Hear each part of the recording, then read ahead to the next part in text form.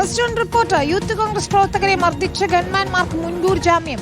മുൻ മുഖ്യമന്ത്രി പിണറായി വിജയന്റെ സുരക്ഷാ ഉദ്യോഗസ്ഥരായിരുന്ന 5 പേർക്കാണ് ആലപ്പുഴ ജില്ലാ സെഷൻസ് കോടതി ജഡ്ജി ഹണിയം വർഗീസ് വ്യവസ്ഥകളോടെ മുൻകൂർ ജാമ്യം അനുവദിച്ചത്. വധശ്രമ കുറ്റം നിലനിൽക്കില്ലെന്ന് കോടതി നിരീക്ഷിച്ചു. മനീഷ് മഹിവാൾ ചേരുകയാണ് വിശദാംശങ്ങളുമായി. മനീഷ, എന്തൊക്കെയാണ് കോടതിയുടെ നിരീക്ഷണങ്ങളെന്ന് അറിയേണ്ടതുണ്ട്. വിധി പകർപ്പ് കിട്ടിയോ? വിശദാംശങ്ങൾ എന്താണ്? ലിത, കോടതി നേരത്തെ അല്പസമയങ്ങൾക്ക് മുൻപാണ് പ്രതികൾ 5 പേർക്ക് മുൻകൂർ ജാമ്യം നൽകിയിട്ടുള്ളത്. ഈ കേസിൽ പൂർണ്ണ റിപ്പോർട്ട് ഇപ്പോൾ വന്നിട്ടുണ്ട്. അടുത്ത മണിക്കൂറുകൾ അതിന്റെ വിശദാംശം നമുക്ക് പങ്കുവയ്ക്കാൻ സാധിക്കുന്നതാണ്. പ്രധാനമായും IPC 308, അതായത് ഈ കേസിൽ പ്രത്യേക അന്വേഷണ സംഘം രണ്ടാമതായി റിപ്പോർട്ട് കൊടുക്കുകയും മജിസ്ട്രേറ്റ് കോടതിയിൽ ആൾട്ടർ ചെയ്ത് കയറ്റിയതുമാണ് ഈ 308, അതായത് നരഹത്യാ ശ്രമം, ജാമ്യമില്ലാത്ത വകുപ്പ്. ഈ വകുപ്പ് നിലനിൽക്കുന്ന സാഹചര്യത്തിൽ കോടതിക്ക് ഒരു കാരണവശാലും മുൻകൂർ ജാമ്യം നൽകാൻ സാധിക്കില്ല. കോടതിയിൽ പ്രതിഭാഗവും നിരത്തിയത് പ്രധാനപ്പെട്ട വാദഗതികൾ 308 നിലനിൽക്കില്ല എന്നതായിരുന്നു. ഇപ്പോഴിതാ കോടതിയുടെ വിലയിരുത്തലും അതുതന്നെയാണ്. IPC 308 നിലനിൽക്കുകയില്ല. ഇത് നിലനിൽക്കാത്ത സാഹചര്യത്തിൽ ഒപ്പം തന്നെ പ്രതികളുടെ ഇന്റൻഷൻ, ഈ ലാത്തി കൊണ്ട് പ്രതികളെ അടിക്കുന്നത് ഒരു ജീവൻ നഷ്ടപ്പെടുക, അതായത് ഈ പരാതിക്കാരെ അടിക്കുന്നത് ഒരു തരത്തിലും ജീവൻ നഷ്ടപ്പെടുക എന്നുള്ള ഒരു മുൻവിധിയോടുകൂടി അങ്ങനെ ഒരു ഉദ്ദേശം പ്രതികൾക്കില്ല. അതുകൊണ്ട് തന്നെ പ്രതികൾ എന്തെങ്കിലും തരത്തിലുള്ള ആസൂത്രണം നടത്തിയിട്ടില്ല. ഈ പ്രതികൾക്ക് പരാതിക്കാരെ, അതിൽ മർദ്ദനമേറ്റുള്ള AD തോമസിനെ, അജയ് ജുവൽ കുര്യാക്കോസിനെ നേരത്തെ കണ്ടുപോലും പരിചയമില്ല. അവർ തമ്മിൽ മുൻവൈരാഗ്യമോ മറ്റു പരിചയമില്ല. അതുകൊണ്ട് തന്നെ ഇങ്ങനെ ഒരു മർദ്ദനത്തിൽ ഒരു തരത്തിലുമുള്ള ഇന്റൻഷൻ വിശദാംശങ്ങൾ, വിധിപ്പകർപ്പിലെ വിശദാംശങ്ങൾ ഇപ്പോൾ നമുക്ക് പങ്കുവെക്കാമെന്ന് തോന്നുന്നു. The petitioners shall appear before the investigating officer on 11th June. 11-ാം തീയതി ഹാജരാകണമെന്നതാണ്. മാത്രമല്ല 2 ദിവസത്തേക്ക് ഇവരെ ചോദ്യം ചെയ്യാം.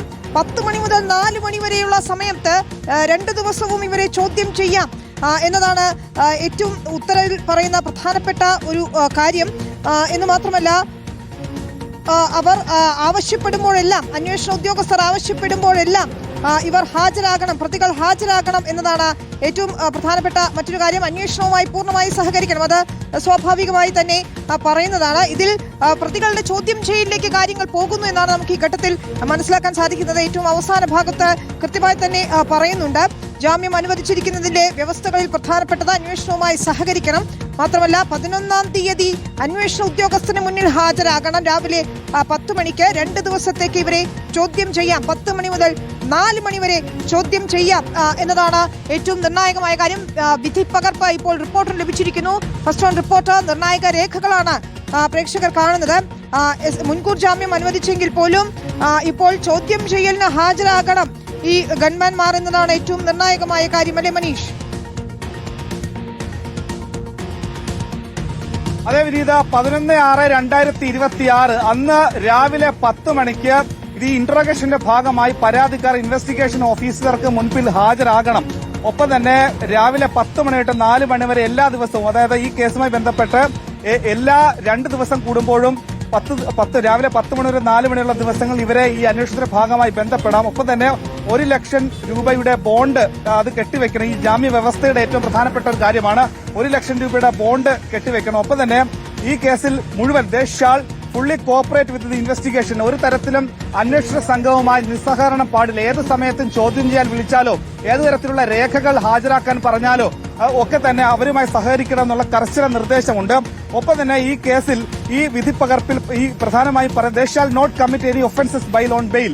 അതായത് ഈ മുൻകൂർ ജാമ്യ ഹർജി ഇവർക്ക് അനുവദിച്ച സമയത്ത് ഒരു കാരണവശാലും മറ്റു തരത്തിലുള്ള ഒഫൻസസിൽ അല്ലെങ്കിൽ മറ്റു തരത്തിലുള്ള കുറ്റകൃത്യത്തിൽ ഏർപ്പെടാൻ പാടില്ല തുടങ്ങിയിട്ടുള്ള 8ഓളം മുൻകൂർ ജാമ്യ വ്യവസ്ഥയിലെ പ്രധാനപ്പെട്ട 8 വ്യവസ്ഥകൾ മുന്നോട്ട് വെച്ചുകൊണ്ടാണ് ആലപ്പുഴ ജില്ലാ സെഷൻസ് കോടതി ജഡ്ജി ഹണിയം വർഗീസ് മുൻകൂർ ജാമ്യാപേക്ഷ നൽകിയിട്ടുള്ളത്. ഒപ്പം തന്നെ മറ്റൊരു പ്രധാനപ്പെട്ട ഉള്ളടക്കം, ഈ കേസിൽ വിഷ്വൽ എവിഡൻസ്, അതായത് വിഷ്വൽ എവിഡൻസ് കൊണ്ട് പ്രോസിക്യൂഷന് ഇത് പ്രധാനമായും ജീവൻ നഷ്ടപ്പെടാൻ മാത്രമുള്ള മാരകമായ അപകടമുണ്ടാക്കുന്ന ഒരു അടി ഇവരുടെ ഭാഗത്ത് ഉണ്ടായത് തെളിയിക്കാനായില്ല എന്ന് പ്രോസിക്യൂഷന്റെ വാദഗതിയെ എതിർത്തുകൊണ്ട് ഇവിടെ കോടതിയുടെ വിലയിരുത്തലുണ്ട്. പ്രധാനമായും അങ്ങനെയുള്ള വിഷ്വൽ കാര്യങ്ങളെ സംബന്ധിച്ച് കോടതി അത് നേരത്തെ വാദപ്രതിവാദങ്ങളിൽ പറയുന്നുണ്ട്. അതിന്റെ